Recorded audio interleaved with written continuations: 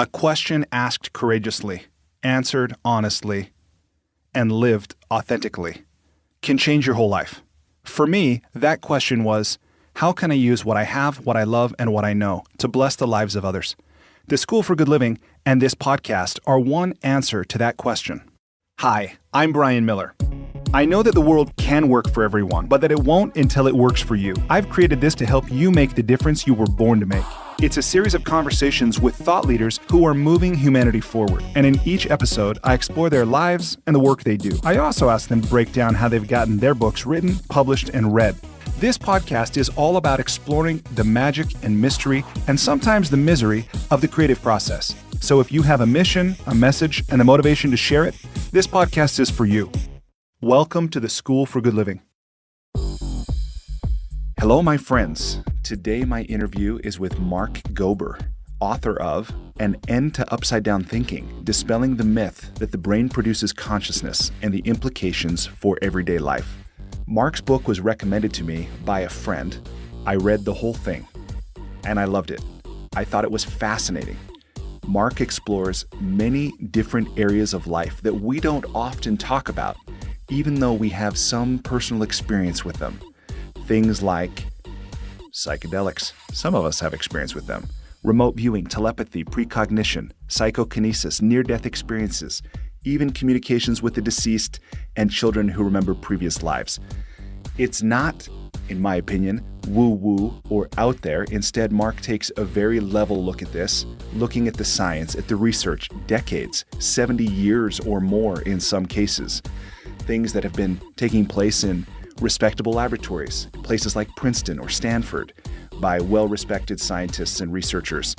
Things that show there's something strange going on in the universe, more than we often realize. So, with that, I hope you enjoy this, what I think is a very fascinating conversation with my new good friend and soul brother, Mark Gober. Mark, welcome to the School for Good Living podcast. Thanks, Brian. Looking forward to it. I'm going to start with a question that's my favorite question for Uber drivers. What's life about? Well, this is kind of getting to the very end of where my research and my book has led me. But to me, what I think life is about is the evolution of consciousness. Okay. And clearly we'll talk more about that, having written a book called An End to Upside Down Thinking, Dispelling the Myth that the Brain Produces Consciousness and the Implications for Everyday Life. And that's what I'm really, really interested to explore with you today, is the implications for everyday life. Before we get to that, let me ask you this. When you meet someone, and I realize this will change situation to situation or person to person, whatever the context is will change the answer to this some, but when you meet somebody, or maybe you speak to a group, if you introduce yourself, what do you say? Who are you and what do you do? Well, it is shifted now that I've written a book, but I'll say two things now. I'll say that I'm an author and I'm a partner at a Silicon Valley business and technology strategy firm. Okay, awesome. So a friend connected us, Evan, right? And I understand he met you at a summit event. Tell me a little bit about, was this the New World's Fair? What was this, and how did you guys meet, and what was your interaction like? Sure. So we met at Summit Series, which is a group that's based out of Utah in Eden, and they have kind of built a community around all kinds of cool principles. The guys bought a mountain in Utah, and they've built this community, and they throw events. There's an annual event, which used to be on a boat that left from Miami, and it was a few thousand people on a boat for a few days with speakers, sort of like TED, really cool speakers, but also more social events. They have since moved that event to LA. So it was the boat. It's not a boat anymore. It's just downtown Los Angeles. And so it's a lot of interesting people and speakers, and I've been going for a number of years. And through a mutual friend, I met Evan. And the mutual friend I met through my literary agent, who knows him and said, hey, you guys need to meet. And we ran into each other randomly at Summit, didn't know we would be there. And we had met a few weeks before that. And Evan was with my friend. That's amazing. It's amazing, but it's not amazing to me knowing Evan, because these kinds of synchronicities seem to surround or follow or precede certain people, and he's one of them for me. In fact, just the other day, One of my very best friends and a writing partner on a project I completed last year, he sent me, my friend Seth sent me this message in the morning. All it said was Soul Brothers. That was it. And, I was really just grateful to get this little message. And then that night, this was just 2 days ago, January 2nd, was Evan's birthday. So I messaged Evan as the very last thing I'm doing before bed. And I say, hey, happy birthday. I'm grateful for our friendship. And Evan texts me back. And in his response were the words, Soul Brothers. And I was like, what are the freaking odds? Like, it's just amazing. But you talk about things like this in your book, just fantastic things that in a way, they're part of every one of our experience. We live with them. We're aware of them to some degree, either individually or as a society, but we don't necessarily understand them or even admit them. And I know right now I'm speaking pretty abstractly. I'm a little bit ahead probably of where listeners would be in understanding what the heck I'm even talking about. But let me start by asking you to tell us a little bit about this book. Who did you write it for? Like, what is it? Who did you write it for? And what did you want it to do for them? To me, there are two big buckets of audiences that I was thinking of. One is people in my shoes. So I have a very traditional background. I used to work in investment banking. I went to Princeton undergrad. I was captain of the tennis team there. So a big part of my life was sports. A big part of my life was academics, social stuff, mainstream background, mainstream education. And the topics that I'm discussing in my book are not currently mainstream. But I think if someone with a mainstream education looks at the logic and the evidence, it can lead to some pretty big transformations in the same way that it did for me. So I wanted to make the information available to other people like Mark out there. And that's one big audience. Another big audience is a group of people that have had experiences that you might call mystical or synchronistic, or things that they don't feel comfortable talking about in the current society and don't have any way to explain to someone else who's never experienced it personally. This book, I hope, gives those people scientific backing to feel less uncomfortable speaking about these topics. They can say, well, it's not me, it's this guy, Mark Gober, and you can read the evidence in his book. And I think it helps people. And that's actually some of the feedback I'm getting is people will say, I'm so glad you wrote this because it's validating so much of what I personally experienced. Absolutely. Like, one of the things that you talk about in your book is this idea of precognition or presentiment, right? That somehow we know what's going to happen before it happens, in some ways at least. And we've confirmed this in laboratories. I learned about this when I studied heart math. If you know this, I guess they've been in near your area now in the Redwoods for more than 20 years, looking at the scientific basis of the intelligence of the heart and the scientific aspects of the heart and how. So rather than me relate this, I'm wondering if will you just share a little bit about what you learned in your research about these tests of how we seem to have some physiological response to events before they even occur to us, and how we've kind of proved that in a laboratory. Yeah. And I think the kind of predecessor idea that enables something like that in the first place is the idea that our consciousness, the thing that you and I both have right now, we're both aware.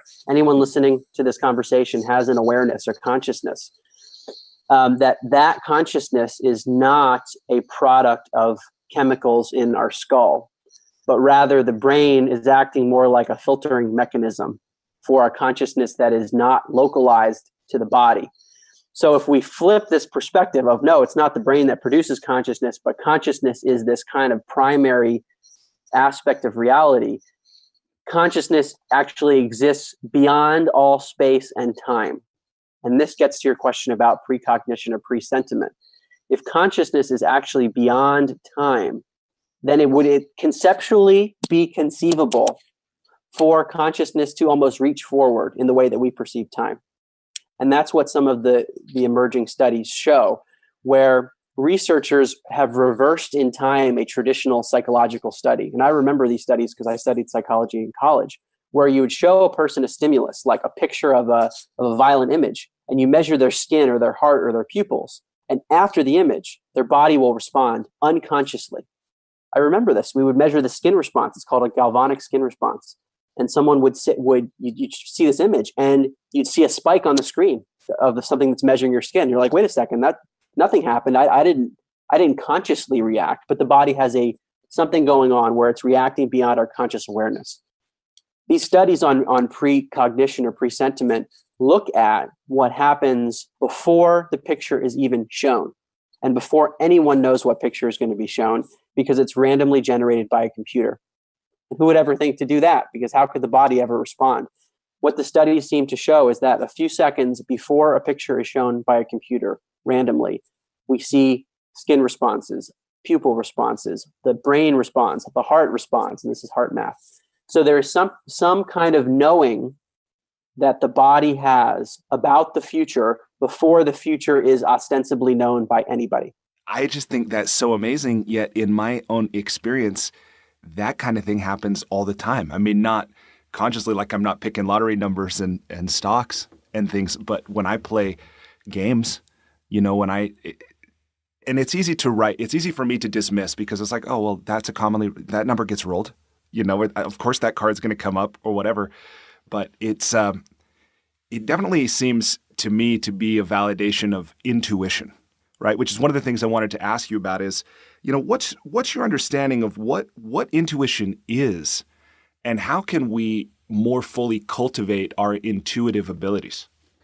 So I think presentiment, precognition, these are just different terms that describe the same phenomenon. Intuition is another one.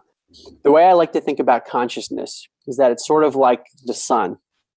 And you can imagine the sky, there are lots of clouds that block the sun.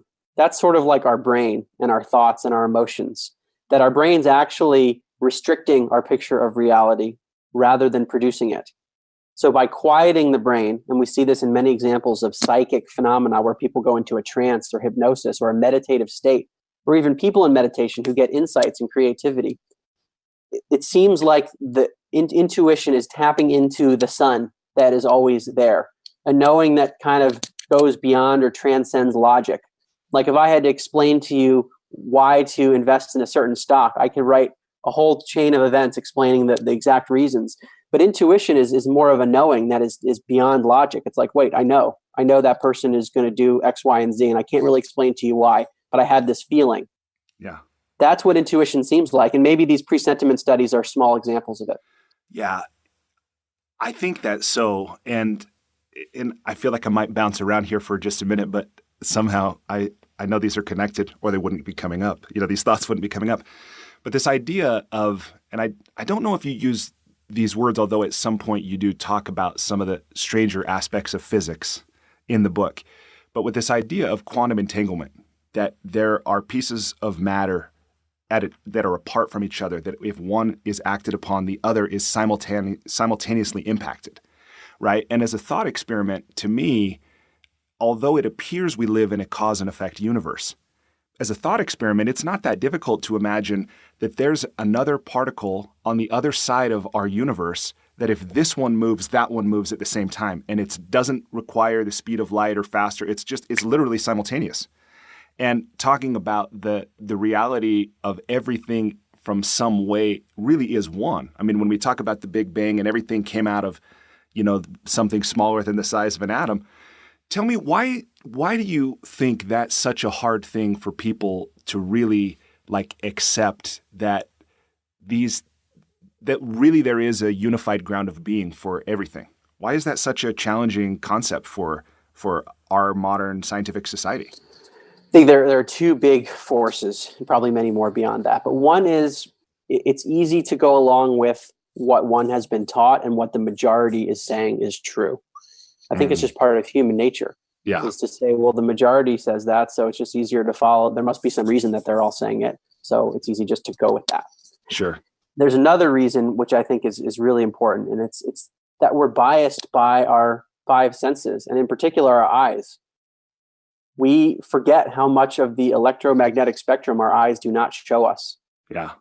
Even from a conventional mainstream perspective, what we can see in terms of light is a tiny, tiny sliver of everything that's out there. And that's excluding anything that's not quote unquote light. Right. So we have to remember that our eyes are a really limited perceptual system. And if we want to be open about reality, we have to remember that there's much beyond what our eyes show us. And entanglement is something that our eyes and our mind cannot conceive of. Right. Yeah, it's not evident in our everyday experience. So I can see why we wouldn't necessarily accept that. Plus, it doesn't seem to have any immediate impact on, right? It's not, what am I going to eat for dinner tonight? When am I going to pay off my mortgage? Is my wife going to be in a good mood when I get home tonight? Like this kind of thing. And so I can see how a lot of these ideas might seem like they're outside of our day-to-day existence. So let me ask you this. How did writing this book change your life? Like, how is your life different now as a result both of having published a book, but also having gone through, the research and the synthesis of all of these ideas? The short answer is that it's massively changed everything for me. What's the biggest thing? The way I view life. I used to have a completely nihilistic view of life, and I wasn't looking for anything different than that. So I heard you mention this on one of the podcasts that you were on, and I'm curious because I wouldn't have used that term, but I feel like I have a similar background, similar journey. So I'm curious if you'd be willing to share, and if you're not, that's fine. I'm still finding the boundaries of this as an interviewer. But what was your spiritual tradition growing up, and how did that contribute to this nihilistic worldview? And then how did this new body of work impact all that? Yeah, great questions. I would say that I didn't buy into any spiritual traditions growing up. Technically, I came from a Jewish family, but we were not religious, and I just didn't buy into what I heard from any of the traditions. Because from my perspective, in my education system, I was taught to read things and critique and try to figure out who wrote it and what the incentives were. And for someone to say, please read the scripture and this is truth. And without being able to confirm who wrote it or what the incentives were or not really knowing much, I had a hard time reconciling. Well, in school, you're going to question, but here you're not. Right. So to me, it just didn't line up. And what science teaches us, on top of my own kind of skepticism, what science promotes implicitly and sometimes explicitly is that the universe is just totally random and life is meaningless. We're kind of random specks that emerged after the Big Bang. We have this big universe filled with matter that randomly combined in lots of chemical reactions to form DNA, and DNA led to the evolution of a human being that developed a brain, and then from the brain comes out our consciousness. And if you take that through, then when the brain turns off, when the body dies, then consciousness is gone. Memories are gone. Yeah. So that implies, what does it imply about meaning in life? I mean, to me, it's a pretty bleak view, and you can try to come up with a meaning, but to me, it's really a rationalization under that perspective. Yeah, I totally agree. And if that's the prevailing worldview, which in some ways I think it is with our current, understanding of existence and our place in it, no wonder life isn't working for so many people. Like, no wonder there's so many people who are unhappy or lonely or depressed or addicted or whatever. Yeah, and I think sometimes people will acknowledge it in the way that I just laid it out, and other times it might just kind of be in the background of having this knowing second. The look at the world implies that my life does not have meaning unless I want to rationalize. So yeah, it's tough. And I always had that in the back of my mind. Something great would happen, and I'd say, wait, why do I really care? Because once you're dead, it's over. Right. Same thing if something bad happened. Does it really matter? Yeah. That was my old worldview. So I interrupted you as you were unfolding an answer to this question of how is your life different as a result of having written this book? How else is it different? Well, it's kind of pushed me in the direction of passions that I knew were there, but didn't know the form that they would take. So I had always asked big questions, and even back in my college years, I thought about majoring in astrophysics because I wanted to understand the universe, but I couldn't manage that and tennis at the same time. It was a Division I program, and I just said, there's no way I'm going to be able to switch majors to astrophysics and still do tennis and maintain the grades that I want. So I didn't do it. But I think it demonstrated that at a young age, I had big questions that I brushed aside, went into investment banking, have been doing other things. This research into consciousness and quantum physics and things like that have sparked that interest that's always been there. And it's given me an avenue to explore potential answers to things that I just thought were not answerable. Yeah. Seek and ye shall find, right? Especially with the mind being a meaning-making device. If we ask a question, we can find or create an answer for sure. How much tennis are you playing these days? So for a while, I wasn't playing any tennis. Now I live in San Francisco, and I have a few friends that played in college, and they get me out there. So right now, I'm playing a few times a month. Awesome. Isn't bad. That's great. You're that guy that goes to the court and just crushes all these unsuspecting fools, aren't you? So I don't play much tennis, but I do love the times that I do. Let me ask you this question. What was the moment you knew you were going to write this book? It was certainly not something on my mind when I began my research. When I started researching these topics, it was kind of a serendipitous. I heard a podcast on a health show of someone who talked about psychic abilities and intuition and working with energies and things that sounded pretty outlandish to me. And then that led me to look into more, which led me to really start exploring. And then things kind of snowballed, where I researched for a full year, basically from August 2016 through July 2017. When I wasn't in the office in my day job, I was spending time researching and thinking about these topics. So I just wanted to know without any intention of writing initially. And then, so you're following this interest, this curiosity, maybe even a passion at the time. And at some point, the book emerges. How did it come about that, I mean, I've got a lot of things I'm curious about, but I don't write a book about them, you know? How did it come about that you decided to like put your butt in a chair and put these words in a file and get them out to the world? Like, not everybody does that. In fact, hardly anybody does that. Well, I guess there are a few things that prompted it. Number one is the fact that I had this passion and I had accumulated a lot of knowledge over the course of that year. But I think it was the fact that I had gotten a lot of positive feedback from people that I started speaking openly about this to. At first, I didn't talk to anyone about these ideas because I didn't know. To me, it was like I didn't even know people knew about them, especially in my world. I didn't know people thought about them. They probably hadn't been exposed to the science. I thought I was kind of going crazy for a period of time. But as I became more familiar with the research and became like confident speaking about it, then I would open up to friends and say, hey, like I'm looking at this research and did you know about the study? And people will just give me these looks like with their mouth open, not even knowing what to say. Because they're like, wait, that sounds nuts, but I'm not aware of those studies. And if I want to be honest, then wait a second, I have to think about this. And the feedback I got from people was that their lives started to shift as they pondered the ideas. So I was getting that feedback of like, Mark, this is really big stuff. And it was having a real effect on people. And I was super passionate about it. And I think there was also some frustration in that I would read about the research and then read about the opposition to it and say, wow, there's really kind of this force that is squashing this important research. And I live in this society, so does everyone. I think we'll all benefit from having more open science. So when you combine all those factors together, in June of 2017, I had the idea to put it on paper. And then I said, wait, I don't know if I want to do that. And then I remember having a dinner with two buddies in San Francisco. One of them was visiting from out of town, and I was talking about it in late June 2017. They're like, Mark, you should really do it. And I said, okay, I'm going to just take the 4th of July weekend, which was a long weekend that year, and see what happens. And basically not do anything else other than write. I canceled my plans, just stayed in my apartment. I had books everywhere because in my head, I knew where the information was, but I had to cite everything because I wanted it to be something that people could actually reference. So that weekend was when I really started writing. I had maybe jotted down some ideas a little bit like the week before it.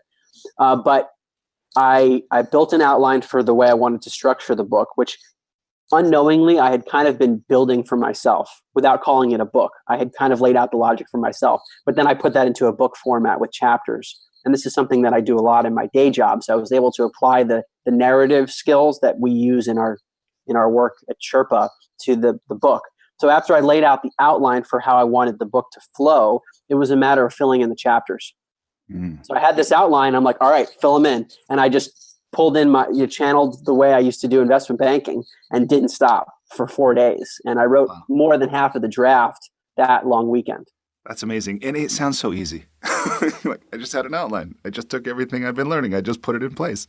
And I think in some ways it is. But what was the most surprising thing to you that arose either from what you learned or from the process of making the book a reality?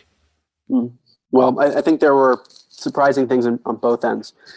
I've been continually shocked by the things I'm learning about the nature of reality, and mostly surprised at how little I knew before I did the research. And then on a broader scale, given that I think my perspective is one that many others hold in the world, that implies that much of the world is completely kind of behind the veil in terms of a lot of aspects of reality that seem to be true. So that has just shocked me. It's like, oh my goodness, I spent this entire part of my life not knowing any of these things, and yet they've always persisted and have existed around me, and that's the reality I'm in.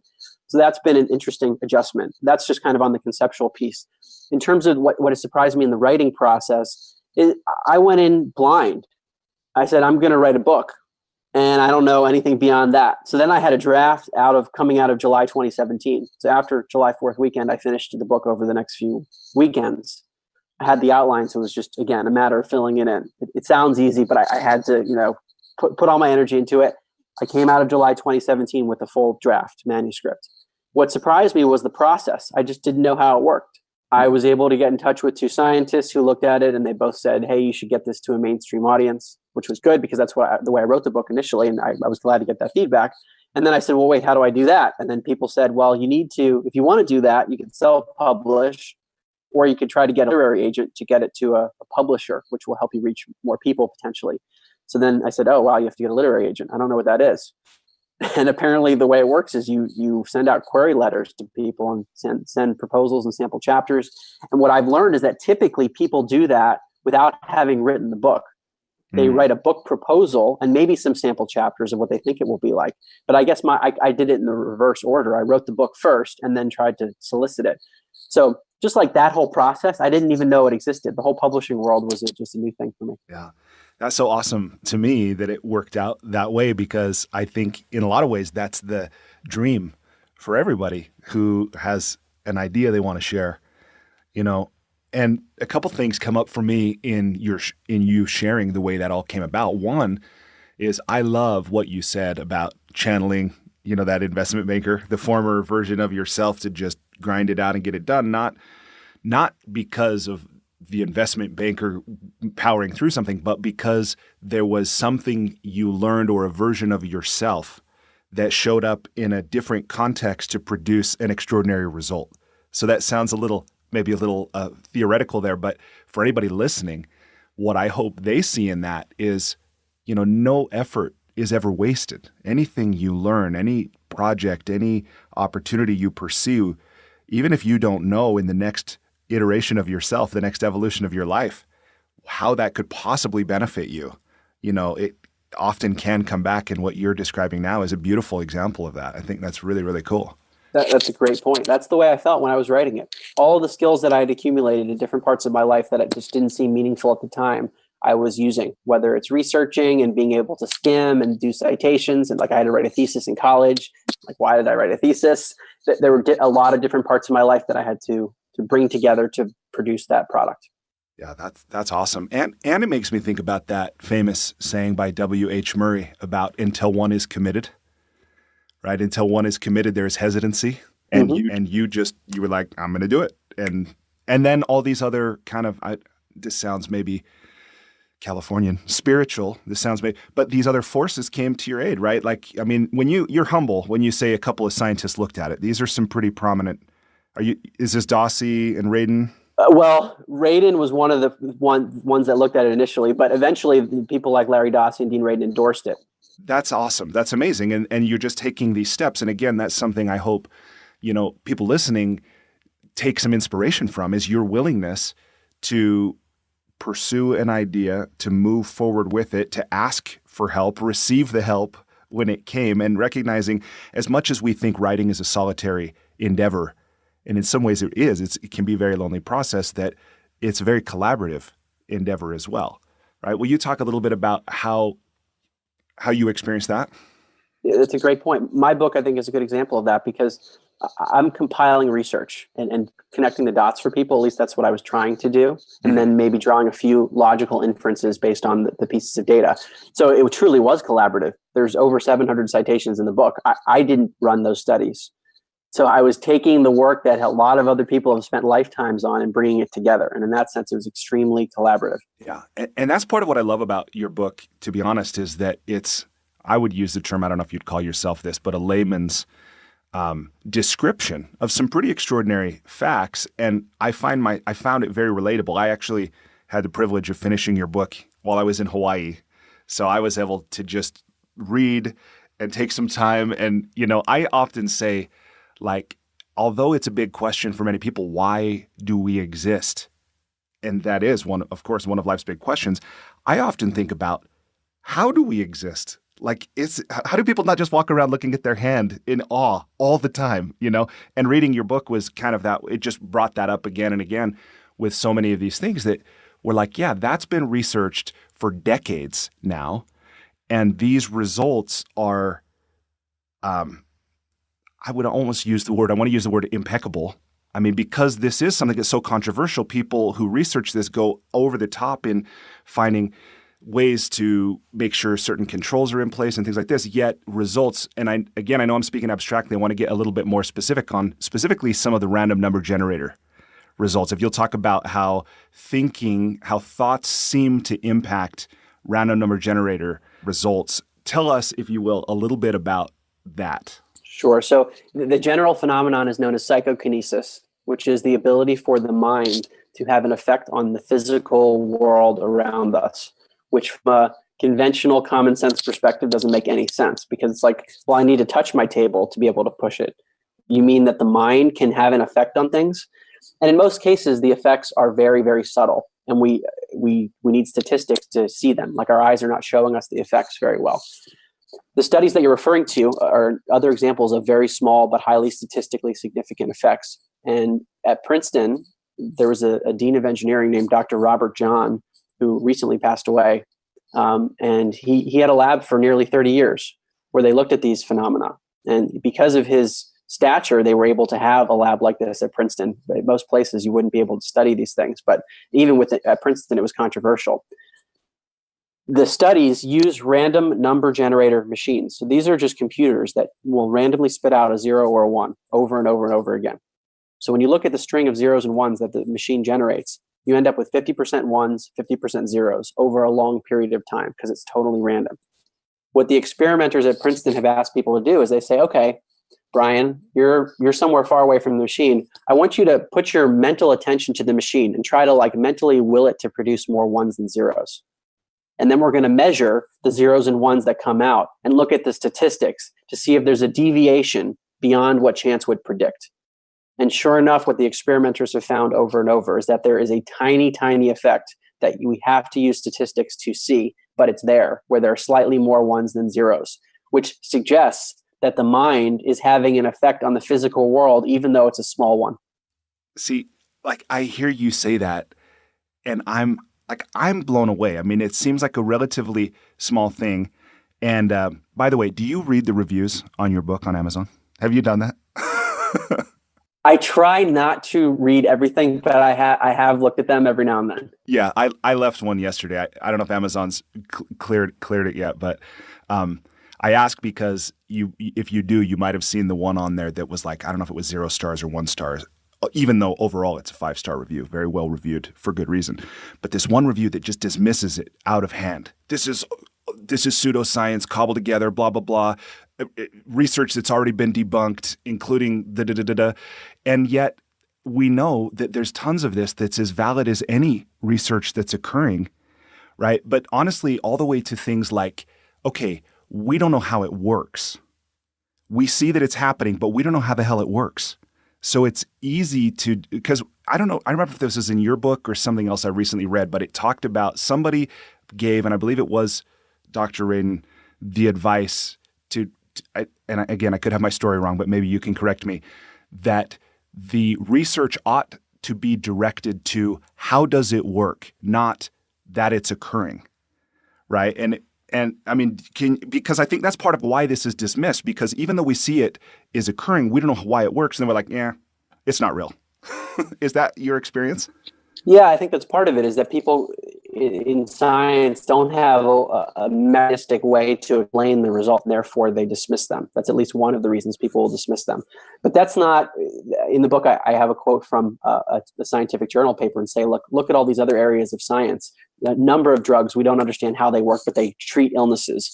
There are phenomena of the human body that we don't fully understand, like yawning and other things like that. There are a million examples where we've accepted the phenomena as being existent, but we can't explain how they work.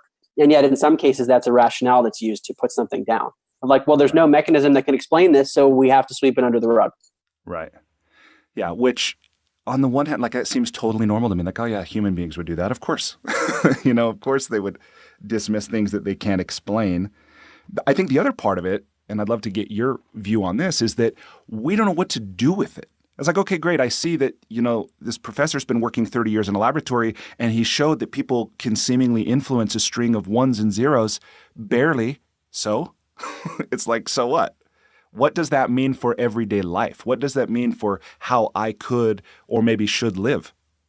What's your view on both maybe why people dismiss these things because they don't know what to do with it, or how we can use it in our own lives?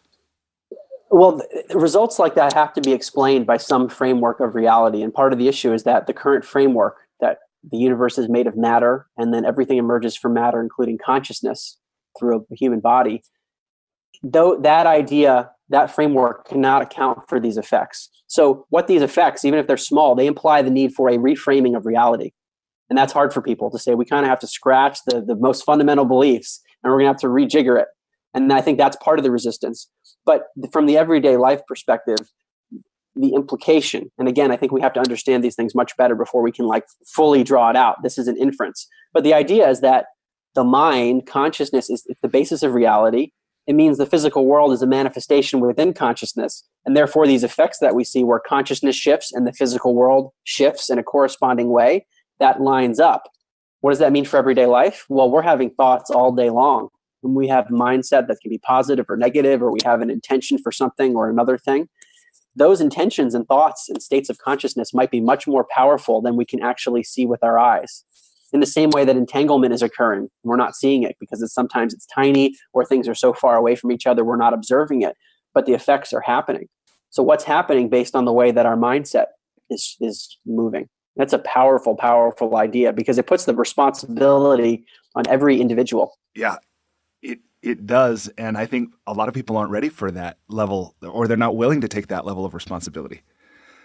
It's pretty remarkable. And again, like you're saying, there's a lot of things that we see, like yawning or the effects of these medications that, we acknowledge they're there, but we don't know how they work, and yet we still use them. And then there's other phenomena in science right now, like whether a particle is a beam or a wave. These kinds of things that it's totally bizarre to our current level of understanding. And yet, if we look at the history of human progress, especially scientific progress, it's always been this march from ignorance to awareness. And we keep pushing the boundary a little further and pieces fit together and we hold a theory until it's disproven and on and on and on. And that's why what's so remarkable to me is that, and I guess there's a spectrum because there's total naivete and gullibility and believe everything. And then on the other end is like utter skepticism, like nothing, that couldn't possibly be true. How do you navigate that spectrum, and how do you encourage, what would you say to others if you could help them shift that dial a little bit from where they might be or where society's kind of set point is? If that makes sense. No, it's a really important question. It's something I think about all the time. And I think as the book is out there more and more, I'm probably going to get more feedback from people. But I think the underlying assumption of reality is one that we have to look at. And there's this assumption that there is an objective world out there, and that me and you and each of us individually emerged from it, including our consciousness. So anyone who is skeptical, including my old self, about things, and I think I'm still skeptical of things in general, often ignores the premise that is very shaky, which is that everything that we call objective and out there is always experienced within the mind. It's always experienced from a subjective point of view. You see a tree over there, it's experienced in your consciousness. It's subjectively experienced. So from our own experiential point of life, consciousness is primary. Our eyes show us an external world, and that's how we interpret it. But if we wanted to be truly, truly skeptical about things, and we wiped out all consciousness in the universe, could we prove that the universe exists? If there was nothing there to observe it, we could not technically prove it. So right. The true skeptic, if one wanted to be a true skeptic and be consistent with it, one should be skeptical that there was a material world before consciousness, which is the baseline assumption of most skeptics. So that one I think is, I don't know how someone would get around it if they actually looked into the underlying belief system. The true would say, I can't prove anything objective outside of my consciousness. And therefore, if I'm going to be skeptical, consciousness is primary. It's interesting to take an argument and basically lay it out in a way, and there's always a response to every argument. It doesn't matter what it is, how sound it is, who's expounding it, although sometimes those things seem to make a difference. But I think, again, at the end of this, many people they don't know what it means for their life. And so while they might like bump up against these ideas from time to time, they just kind of go back to however they were living before. My experience is until something bad happens, they get a diagnosis, someone near them dies, maybe they lose a job or something like that. And what you're saying about consciousness being the base, being, primary, I think is a truly transformational insight. If people not only get it, but then choose, because it's one thing to understand it. You're like, oh yeah, I hear what you're saying. And in fact, and I'm glad you brought that up because I wanted to share this with you. I actually, I have a mindfulness group that I host here in Salt Lake once a month. And I actually read your words where you shared that exercise inspired by Rupert Spira's work. And I invited this group to go through that. And that idea of your experience of the tree, whether you see it, whether you hear the branch break, whether you touch it, it occurs at first like, oh yeah, it's over there. But then when you really look at the mechanics of what's occurring, when you slow it down, and you're like, oh yeah, it's all inside this consciousness, right? It's like, that is a different, but then again, like, how do you live? Because I've got work to get to, I've got groceries to buy, I've got kids to take care of, this kind of thing. How can we more fully live associated with that awareness, and why would we want to? Well, I like to go to the near-death experience, and I have a whole chapter on this in the book, and there's a phenomenon that's often described called the life review. And this gets to questions of meaning, I think. And so the near-death experience, for your listeners who are not as familiar with it, if you had asked me about this a while ago, I would have said, well, yeah, I hear that people hallucinate right before they're about to die. And they have this very pleasurable experience. And it's an evolutionary mechanism that the body has created to comfort someone before they're about to die. But it's just a hallucination. And if people see deceased loved ones, or they see mystical beings, or they have a life review, it's all just a hallucination caused by the brain. And in my chapter, I go through those theories about that this is all hallucination. And I think it's a pretty shaky one. The most compelling area is looking at cardiac arrest cases, I think, where people are clinically dead. And people like Dr. Pim Van Lommel, a cardiologist, has studied this, and it's been published in the prominent medical journal, The Lancet, where a percentage of people in cardiac arrest come back reporting this incredibly lucid experience when the conventional models of the brain would not predict that. You would need a functional brain, a very functional brain, to have these experiences. And here we've got people that are clinically dead with no blood flowing to the brain. So if we accept the idea that a near-death experience is not a hallucination, but rather it is some lens into the broader reality, other dimensions, or who knows what, it's like the clouds are removed. The sun is shining through more brightly in that case. Then we've got to think pretty seriously about what happens in this near-death experience. And what people often report, as I said, is a life review, where they're experiencing their whole life in a flash, and they're judging themselves for how they acted towards people. And in some cases, they experience that event through the eyes of those that they affected. So it's like the same consciousness switching lenses. And that's a really powerful idea. If you're in a life review and you were really mean to somebody, and you re-experience that event through that person's eyes, and you're like, wow, yeah. And you're like, wow, why did I treat that person that way? These people come back into their bodies. And what's really compelling here is that the psychiatrists look at it. They have major behavioral changes after the near-death experience. They often get divorced. They change their professions. Their priorities shift. And this gets to your question of like, how do you live? When people achieve these states and then come back into the world, they look at things very differently. It's not about how big their house is or what kind of car they drive. It is about how they're treating other people. And if it's truly the case that consciousness is primary, and as Erwin Schrödinger has said, the famous Nobel Prize winning physicist, he says, in truth, there is only one mind.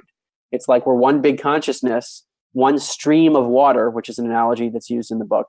And we're all kind of whirlpools within that stream, meaning we're made of consciousness, but we have this appearance of separation.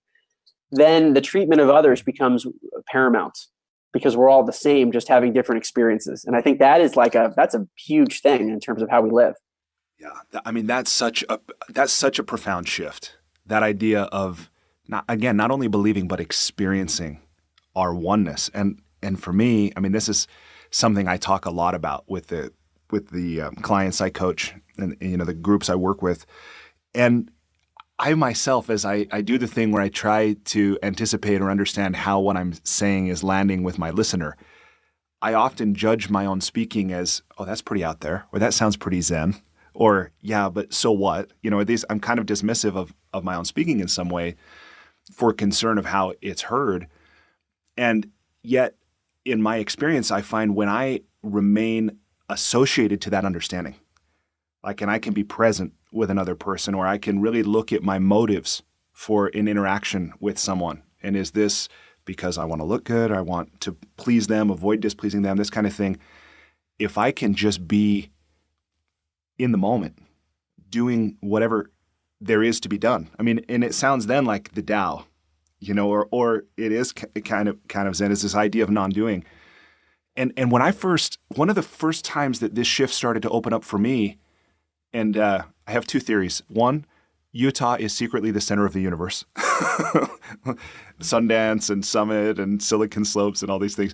The other is that Tony Robbins is actually an enlightened master, right? Because where this awareness started to open up for me was at Tony Robbins' Date with Destiny a few years ago. And he brought somebody on stage he was working with, and not to ruin it for you, but when he brought this guy on stage because at one point in the thing he does this very powerful intervention. I won't say because I hope people just experience it. But this guy is trapped in his thinking, like decades of limited thinking. And at one point, Tony says, those aren't even your thoughts. Those are thoughts in the mind. And not your mind, but the mind. And Tony didn't go into it. He didn't get into the universality of a collective consciousness and all this kind of thing. But as I reflected on that after, and some of the things I've learned, including some of the things from your book, this idea that we are all separate, that we're our own little bubble of consciousness, I think is absolutely one of the most intense ways that we create and perpetuate suffering in the world, right? And this idea that all of the thoughts that are occurring are in the mind, and perhaps we're just selecting or tuning in to certain thoughts within that, and the experience that can create for empathy, for connection, for understanding, for trust. I mean, again, how do you, what do you think about that? And what do you say to others that are maybe kind of looking to more fully understand and experience that for themselves? Well, I agree with what you just said. I think a lot of the suffering that we see in the world and many of the problems we see in the world at the core level stem from this belief that we are separate. And that's what our eyes seem to show us, and what our science, which I think is limited at the moment, is pointing towards. When we look at the emerging science, it suggests there's an interconnectivity that we don't see with our eyes, and that there's a lot more. So this is a critical idea, not just for science and for individuals living on a day-to-day basis, but it might be the solution for how we coexist on a planet. Because if you really believe that we're separate, then in the end, people will ultimately look out for their own personal interests.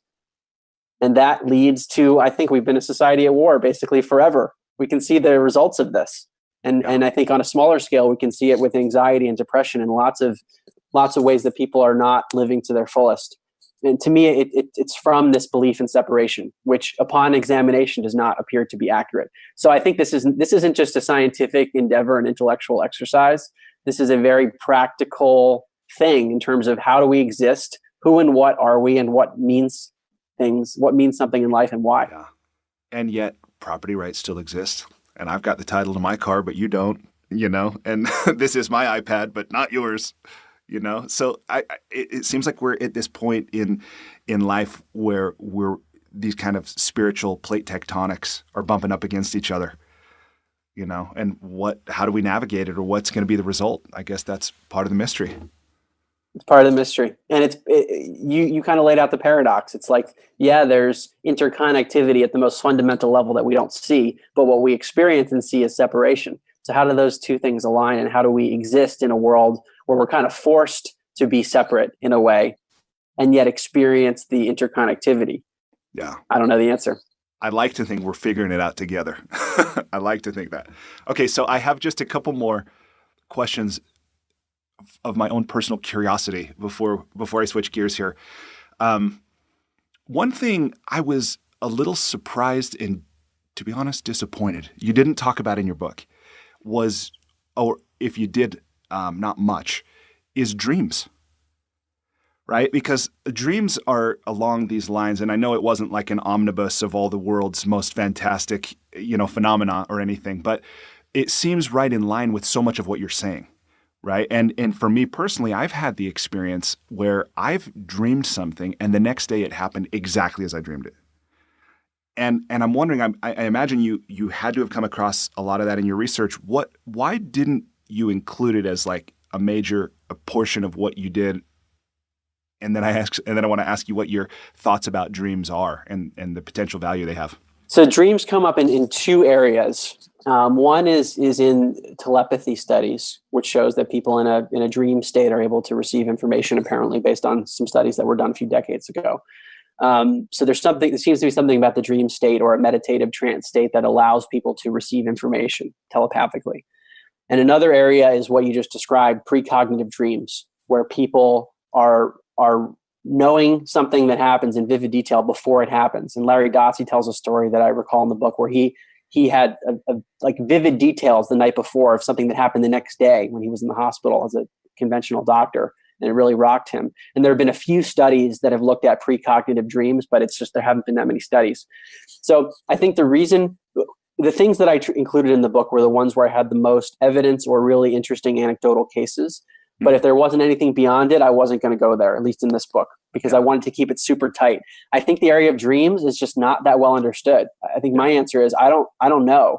It seems like it's an altered state of consciousness in the same way that meditation is an altered state or a psychedelic state is altered, a near-death experience is altered. And what does that mean? Are we tapping into like a different frequency almost? If our brain's an antenna, we're tuning into a different station? The answer is I don't know. But the dream state is a state of awareness. Like the consciousness that is here right now, that is aware and sort of untouched by the world, that is just experiencing it. It's the same one that is experiencing and witnessing the dream. It's just different contents that are coming up in the dream state. And yeah, you're right. Like as a society, we don't understand it. We don't talk about it all that much. And yet I tend to think that's just our own paradigm from whatever Judeo-Christian, capitalistic, democratic, worldview. And certainly not all the world is that way, but our culture, and especially here in America, is that way. I had the opportunity to travel to Ecuador a few times over the last few years and participate with the Achuar tribe in some of their dream ceremonies, and to see that they believe that the dream world is as real as this world. I mean, like you're saying, maybe a different, it's the same awareness experiencing it, but it's just interesting to me to see how they see it and use it and experience it in ways that we just we wake up and it's like, yeah, that was weird. And it happens every night. Yeah, and it happens every night. It's totally bizarre and amazing. Okay, so that was one. And then a couple weeks ago when I started researching for this interview, I looked on your Sherpa bio. And I know the book is new, but I didn't see that it mentioned you had written it yet. And I wanted to ask you, what's this been like for your partners that you're exploring and talking about things that are probably not the standard conversation in Silicon Valley firm like that? Well, they're number one, I'd say they're separate worlds. That the business world is it's like my day job, and then this is for fun. But they've been very supportive, and I think part of the reason they're supportive is that what I'm doing here is not that dissimilar from the work that we do. We advise companies on intellectual property matters and patents in particular. So we do business work like an investment banker will help companies transact things, buy and sell patents, or give strategic advice. And the nature of a new invention is one where someone has challenged an old paradigm. And this was the way things were done. And I'm seeing differently, and this is my invention over what's known as the prior art. So what I'm doing is exactly what everything, it's just a replica of what we see all the time. And we are very supportive of new innovations because we see the pattern. So from their perspective, it's kind of like, oh, well, Mark just applied everything that we do to this other area that he's interested in. And the way the book is structured, the way the research is is done, that's like how we do things for clients. So I think they've been supportive, and there is some overlap there, and it's still early. Like the book's only been out for a few months, and it'll be interesting to see what new clients. Oh wait, you're the guy that wrote that book on consciousness, and see how it plays in. What's your view on tarot cards? My inclination is that it's a way of intuition potentially manifesting itself in ways that we don't understand. I don't know if it works all the time. I've just heard of so many cases where it seems to be telling of something beyond chance, that it might be this a version of presentiment manifesting itself in another way. So I think it's something that probably should be explored in the context of intuition, but I'm not sure if there have been any studies on it. Yeah. Just on this for a moment, I sometimes think about the idea that if you get a brand new box of playing cards and you unwrap it and you start to shuffle it, even without looking at the cards, that the subconscious mind knows the position of every one of those cards. We know how the manufacturer organized them. We know at some level, even when they've been shuffled, exactly how they've been randomized. And maybe that's a part of this intuitive aspect where, like we were saying earlier in the conversation, intuition is just knowing. It's like knowing without any kind of a logical process to arrive, but you still know, right? And so to hear you talk about tarot maybe being this kind of a similar idea that it can be a tool for, a presentiment or something. Not that there's any inherent, like magic to the cards or anything like that. Right. Yeah. I mean, I think we just have to look at all of these things that might have been totally dismissed in a new light and say, here's a hypothesis for how it could make sense that people have been doing these things for so long. But it's like no one's looking at it scientifically. Of the out there stuff, I think tarot is probably close to the bottom. Yeah. It's already out there enough to talk about telepathy, but I mean, I think it should be explored at some point. I don't really know. Yeah. I mean, I like to say it's not a Ouija board. At least it's not, although there's some interesting stories about that too. But okay. So what I want to do now, and I know I'm going to have a couple more questions that pop back up because we didn't talk much about psychedelics and that, and maybe I'll ask you a couple things about that. But I do want to shift gears a little bit. It's about extraterrestrial life. And I'm not, I guess maybe I am trying to get a little bit out there. And I'll just preface this by saying, I remember when I read Carl Sagan's Cosmos, and in his book, he does this mathematical probability about the likelihood of life elsewhere in the universe. And after reading that, I was like, you'd have to be an idiot to think it's not, like it's at least not possible, right? And I don't know how, if at all, that would factor into any of what you're talking about the fundamental unity of, everything and consciousness being all, pervasive. But again, what's your thought about extraterrestrial life and how that might factor into anything that you're talking about? Well, it's not something I've studied quite as much, although it does come up with people that do remote viewing, which is seeing something at a distance. They often talk about it in states of DMT, which is this type of psychedelic. People talk about seeing other beings. So there are reports of this all over the place, and it's another area of study. But the way I think about it, number one, is kind of along the same lines as Carl Sagan. Is if you just look at the numbers of how big this universe is, it's almost egocentric to think that we are the only form of life that exists in this entire universe. It's like when we used to think the Earth was the center of everything. So to me, just like probabilistically, I would guess that there is other life beyond life on Earth. What that looks like or how advanced it is, I don't know. Sure. Yeah, especially because, consciousness is not limited to Earth. Yes, exactly. And that gets to the other part of your question of how would that fit in if there's life beyond this planet or even beyond or things like that.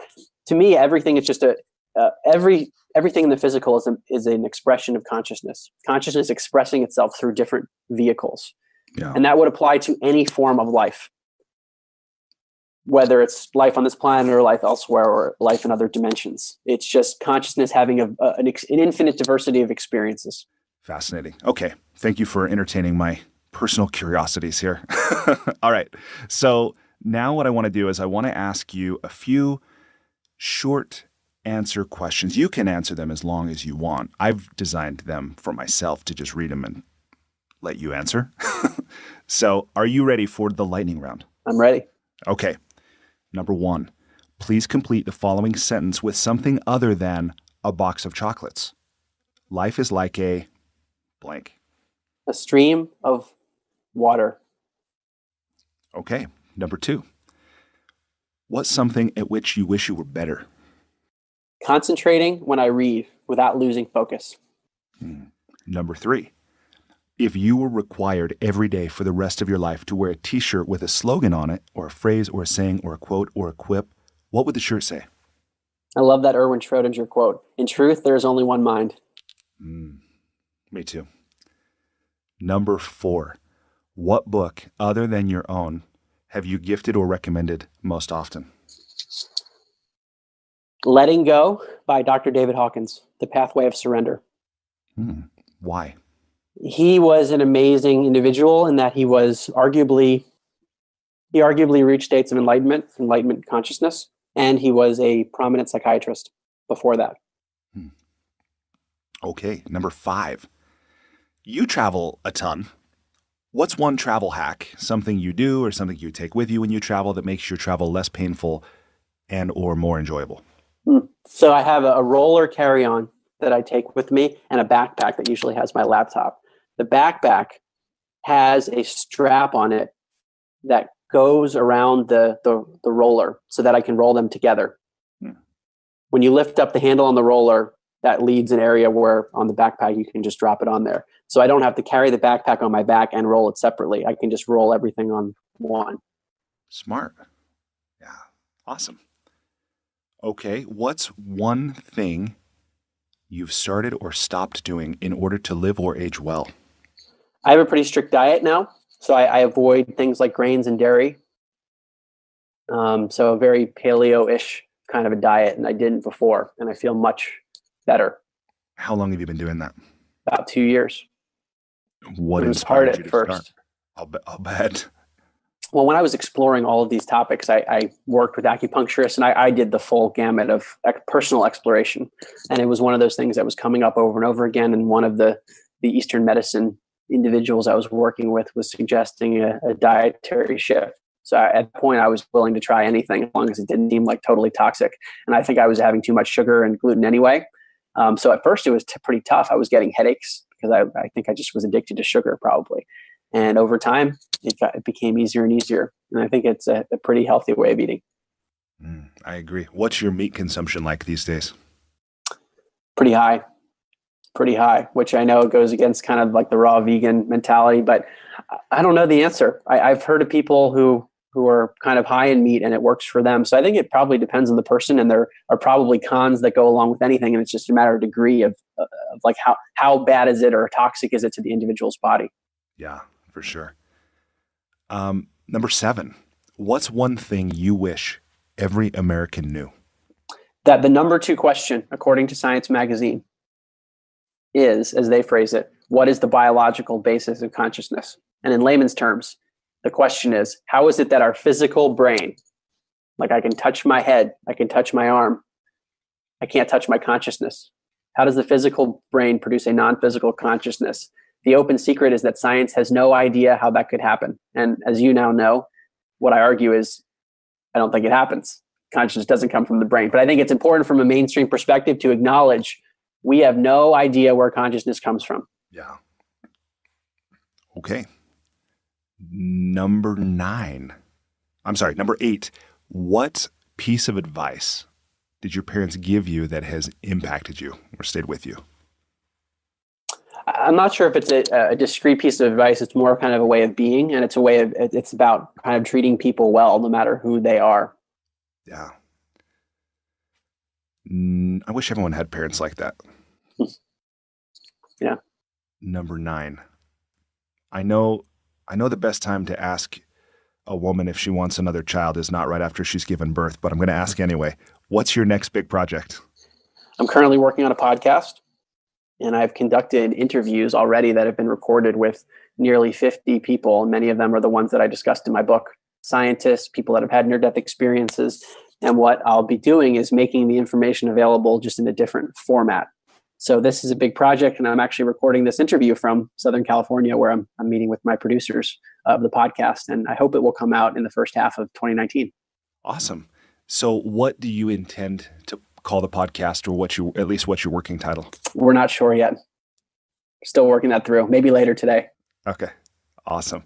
And you expect it will release sometime in the next 90 days, 180 days, sometime in the first half of 2019? Yeah. Awesome. Okay, great. And that leads to this next question. If people want to learn more from you or connect with you, or they want to stay tuned for this podcast, what should they do? My website is a good place to start, and it's just my name, Mark Gober, MarkGober.com. And it has information on my book, which is called An End to Upside Down Thinking, and that's accessible on Amazon, Barnes & Noble, many bookstores. But also, it will have information on my podcast. Currently, it's kind of a blank page that says to come. And my mailing list, we'll be announcing it on that. So you can sign up on my website, but also social media. We'll be announcing it everywhere. Awesome. Okay, and then I do have a few more questions about writing and that the creative process. Before I get to that, I do want to say this here to make sure I say it as a way of saying thank you for sharing your time and your experience and expertise. One of the things I've done is I've gone on kiva.org and I've made a microloan to an entrepreneur in India named Alea, who will use this $100 to purchase more paddy rice from the fields to expand her paddy business. So I just wanted to let you know that, and just a few more little details of interest. She's 30 years old. She has a household of 4 members, and her annual monthly income is about $125. So, wow. Thank you, Brian. Big difference. That's so nice. Thank you. No, it's my pleasure. I'm glad to be able to do it. Okay, so I want to shift now and go to, as I said, some of the questions related to the actual act of getting this book written and published and read, and the creative process itself.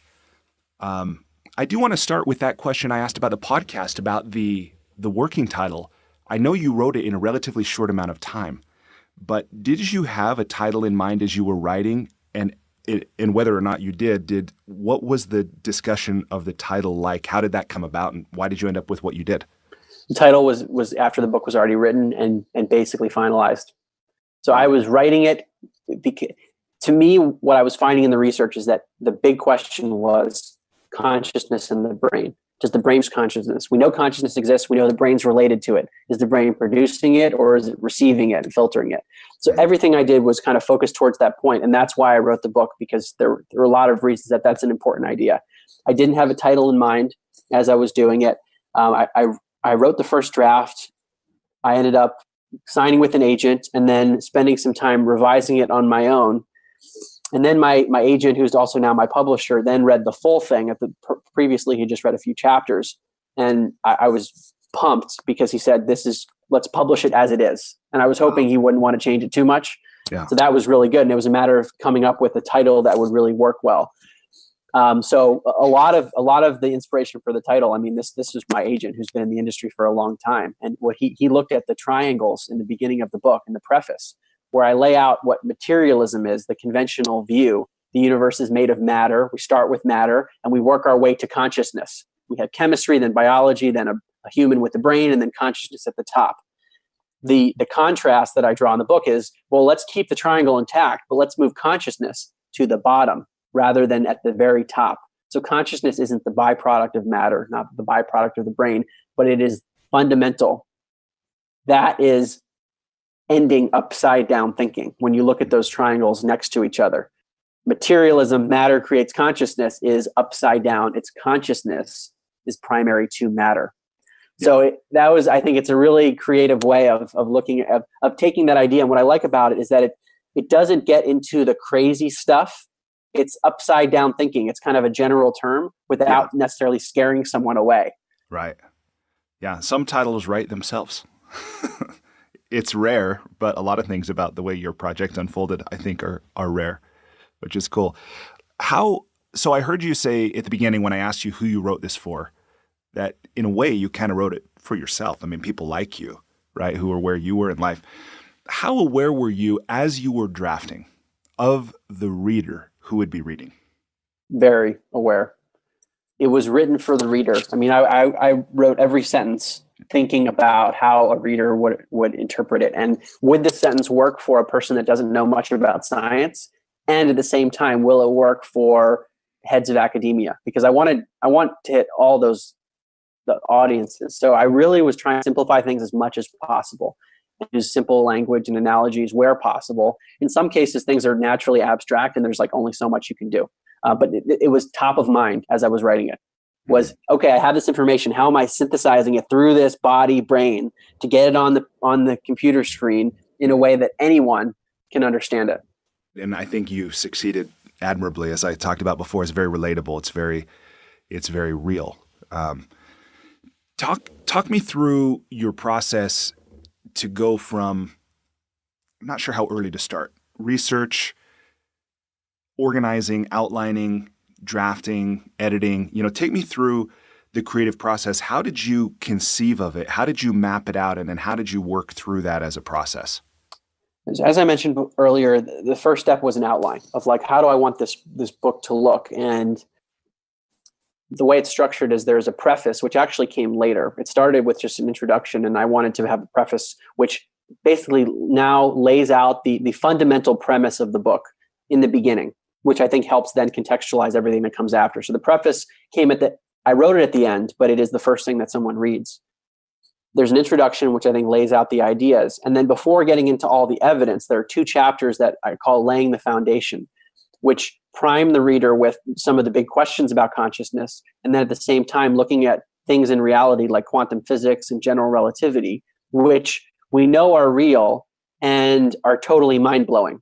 So after we've laid that foundation of, we have these questions, there are other ways of looking at the brain and consciousness, and our reality isn't what we think. Now let's look at a number of phenomena. Phenomena are divided into 2 sections. One is different types of studies. So there's a chapter on remote viewing, which is seeing something with your mind that's far away. Telepathy, mind-to-mind communication. Precognition, knowing the future before it happens. Animals that exhibit these abilities. And psychokinesis, which is mind affecting matter. So that's a section of evidence, all under the label of kind of like psychic or wizard-like abilities. Then there's another section of evidence that is on the idea that consciousness survives when the body dies, which conceptually makes sense, because if consciousness isn't dependent on the physical, then we would predict that consciousness wouldn't die when the body dies.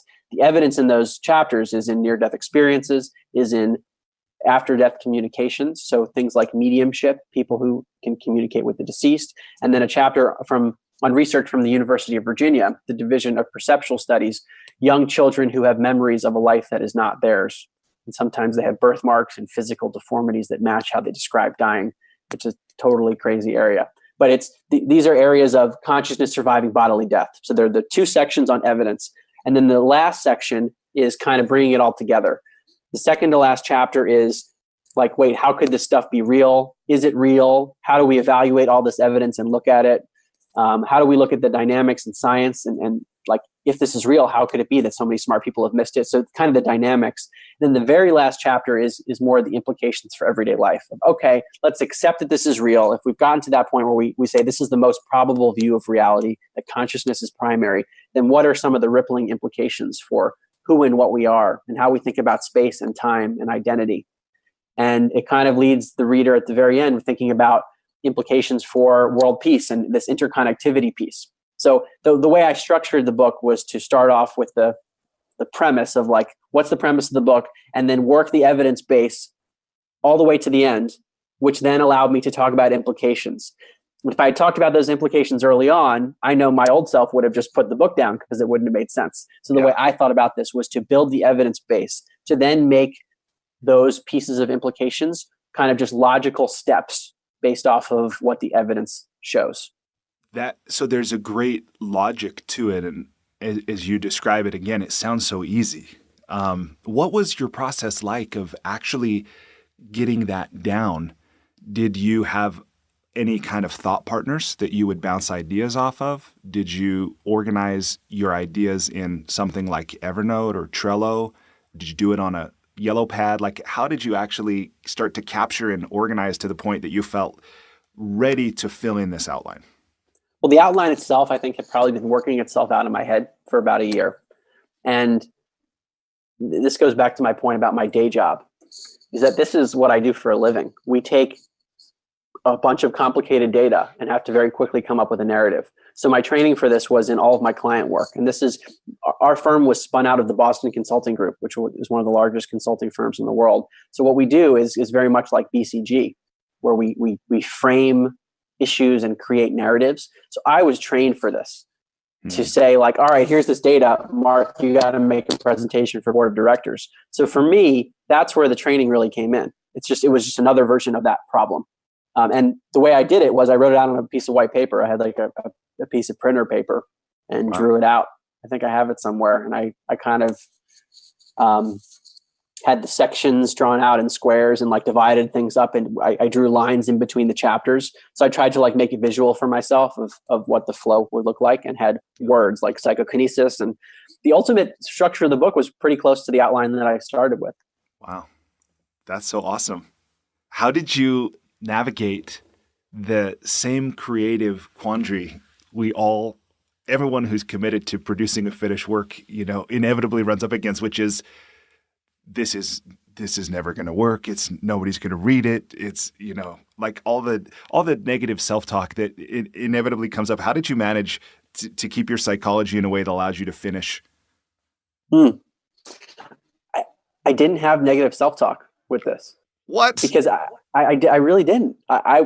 Thinking about it, I wanted to get the book done. I had read so much and done so much research that I saw there was a big gap in the literature. That there were books written by PhDs, and then there were books written by people that are psychic that like a scientist would never read. And there wasn't anything in the middle for kind of the mainstream population. So I felt really good about its position and had no idea how the book was going to get out there.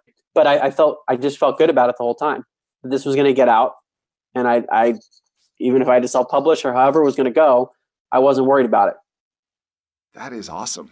You're the first author I've talked to when I've asked that question that had a response, because it seems to be such a natural part of the creative process. Like, maybe it'll work, but I don't know. And maybe it'll be worth it, but I don't know, I think maybe for me, Brian, part of it is that it's not my day job, is that I never intended on being an author. And I don't even consider myself an author now, even though the book's out. It's like not my primary thing.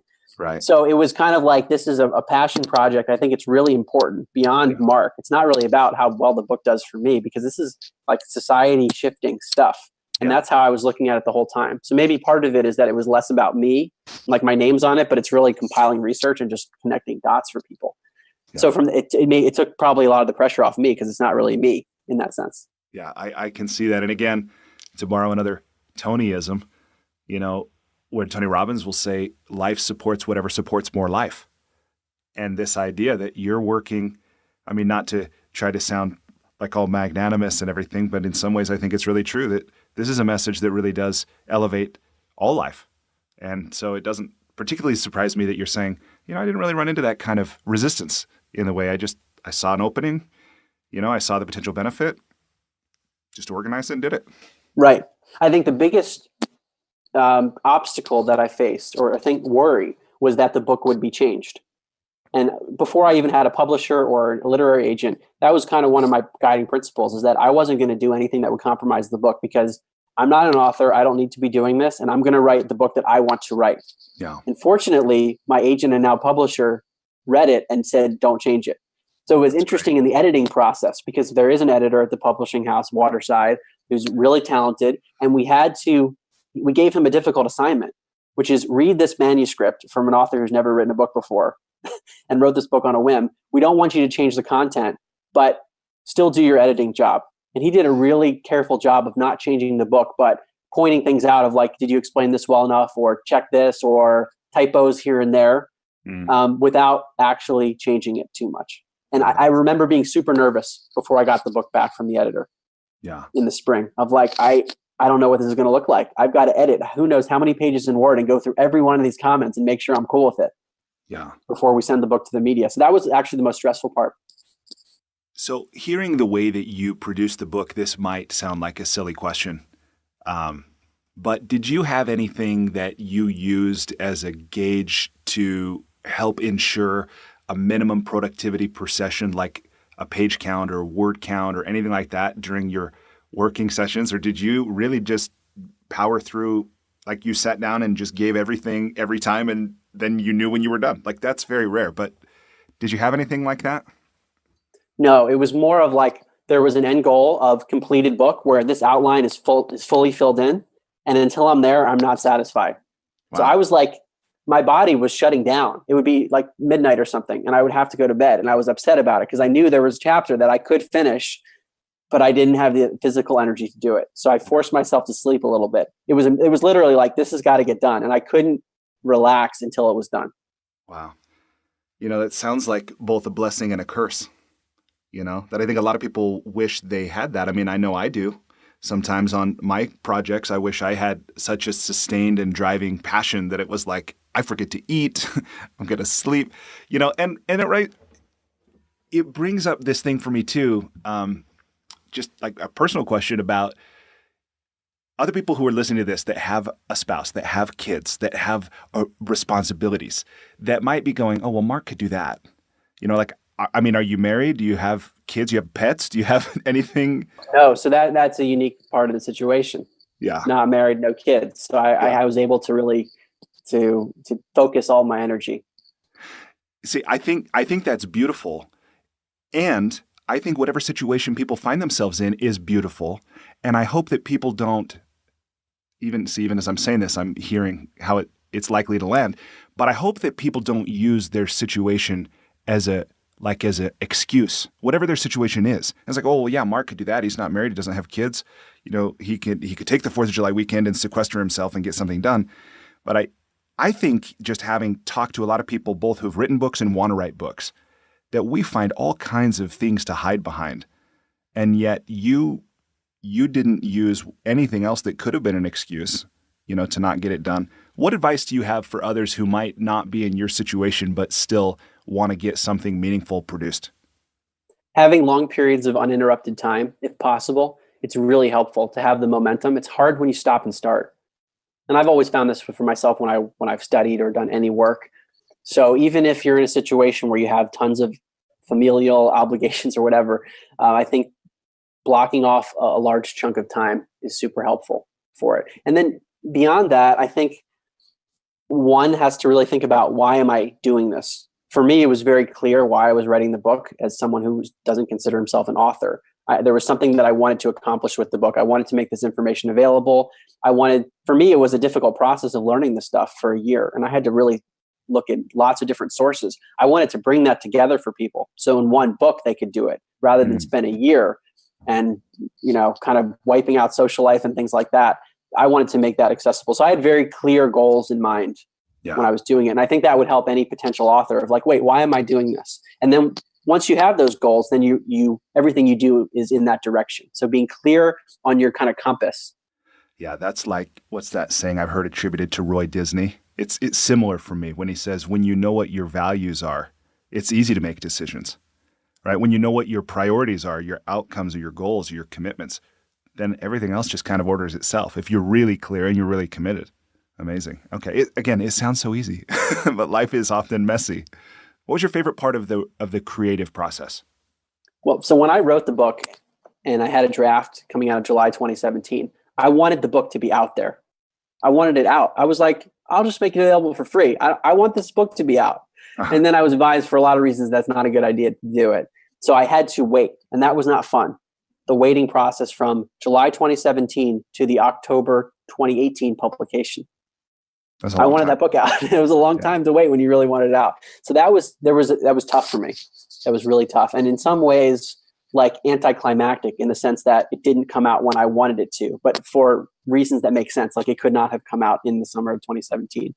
But in that process, so from July 2017 through the publication, one of the coolest parts for me was when people started to endorse the book, because I'm a business person, and then people like Dean Radin and Larry Dossey and Irvin Laszlo, who's a Nobel Peace Prize nominee, people who've been in the field, they read the book. And I wrote it kind of in isolation. Mm-hmm. And they acknowledged it, and they basically were saying yes to this. So that was really helpful validation for me of like, okay, I thought I was hitting the right points, and they're helping validate it. And that makes me think that when the book comes out, people with an open mind will appreciate it. What would you have done if they hadn't endorsed it? You mean if they read it and said no? Yeah.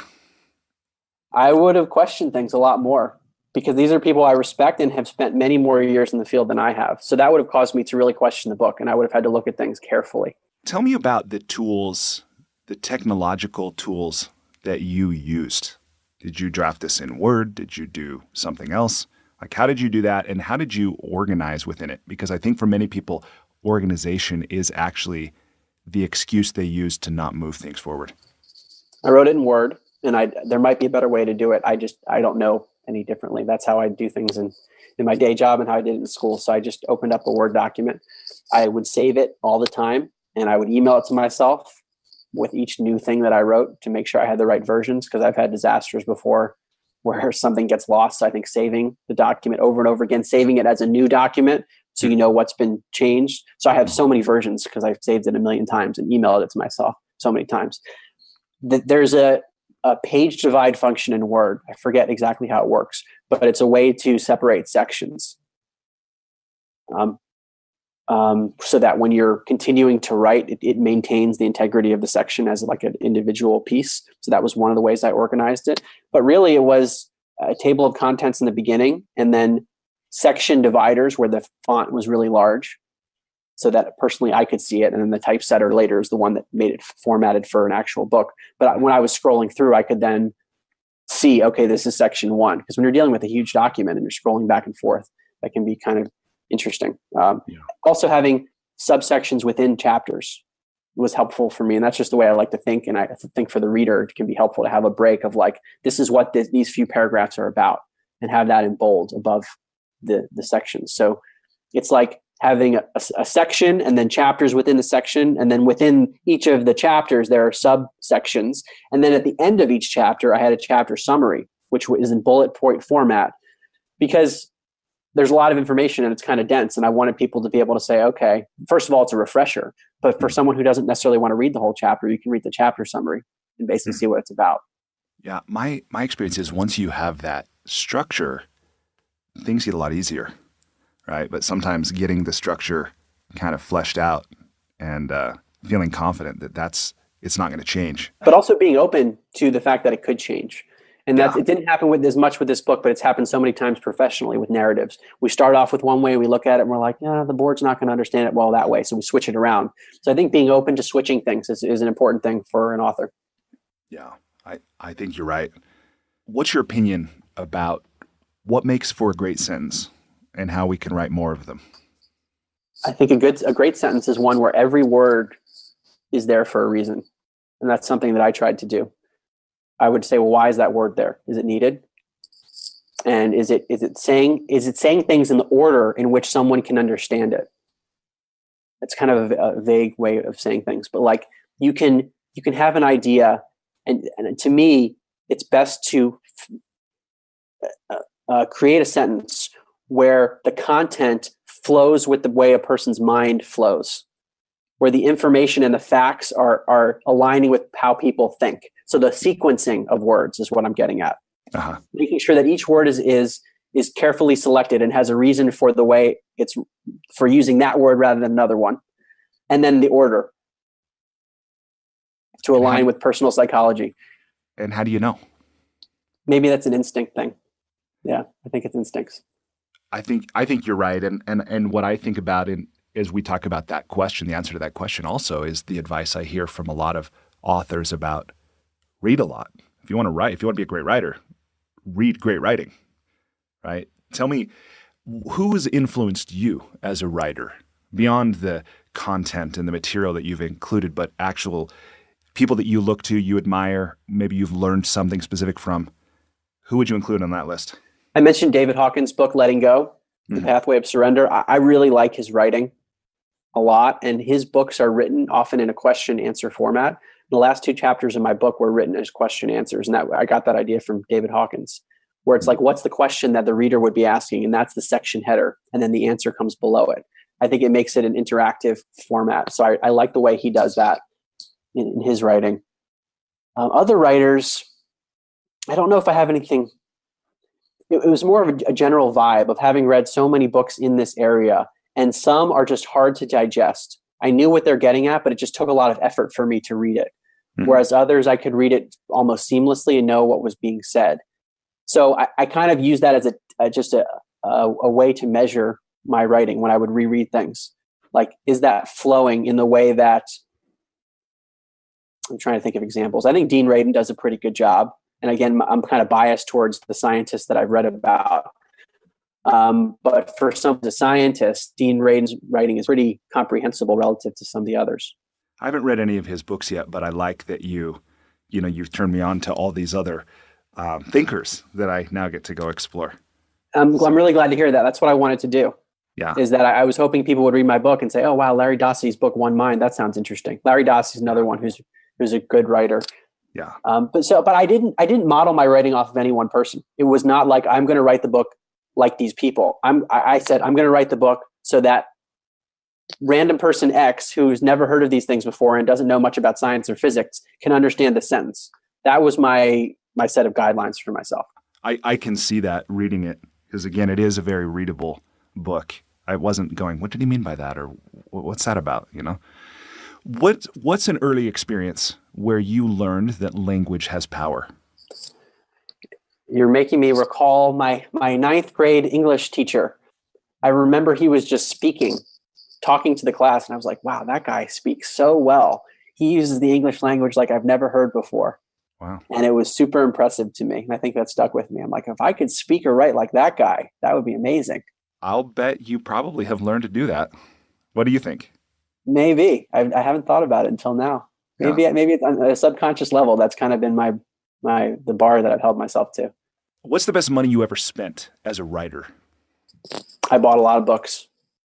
And the way I approach the process, and again, I'm in a position where I have a job, so this is kind of a leisurely activity for me, is that any book that was in the realm of interest, order on Amazon, click, send. And I like books, and I don't like electronic books. For me personally, I like to be able to hold it and then fold pages and underline things. So I have so many physical books, and I spent money on it. It was an investment to buy all those books, but it was very much worth it. Yeah.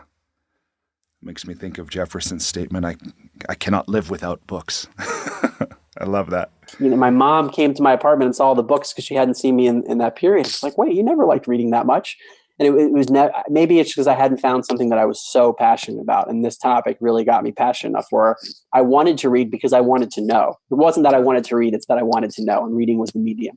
I think that's really the basis of all, is my personal opinion. It's kind of my theory, that all the great creations in life are an end in themselves. It's because you were curious, you wanted to know, you just enjoyed it or whatever, not because you wanted to be famous or you wanted to earn a bunch of money or anything. And I think that's come through here again as well. Do you view writing as a kind of spiritual practice? How do you define spiritual practice? I would say in this moment, and if you ask me tomorrow, I'll give you a different answer, but I would say something that allows you to look inside yourself to find something that you were previously unaware of, or to connect with something greater than yourself and bring it through in your writing.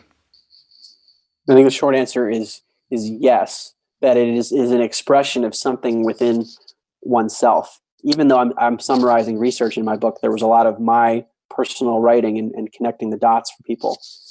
So that was some kind of inner expression that is not necessarily something that I can explain using logic of like, how did you come up with that sentence? Or why did you word it that way? I don't know, but I did. And that's what came out. Yeah. It really is kind of mysterious sometimes, isn't it? Mm-hmm. It is. One of the last guys I interviewed, Paul Hawken, he talked about, I don't think I've had this experience this way, but he would talk about, he would draft entire pages and go back and read them. And he's like, I don't remember writing that. I'm like, whoa, it sounds like channeling. No, you're right. Channeling, it's called automatic writing. It's something that's reported very often. So for me, I remember writing all of it. I was definitely lucid, but it was a weird process where like the books were coming in at the right time, where I'm writing a chapter on near-death experiences and I'm like looking for the citations on a certain thing. And then like when the book arrives in the mail, I'm like, oh, that's exactly what I needed. And then, so it was a interesting process to see it all happen, but I was definitely conscious and I remember writing all of it. That's beautiful. What is nobody really asking you? I know you've done a ton of interviews, and I'm so glad to see when I look on your social media and search the web that I'm so glad to see that this conversation is occurring in a bigger way. What's one thing that nobody's asking you that you wish they would?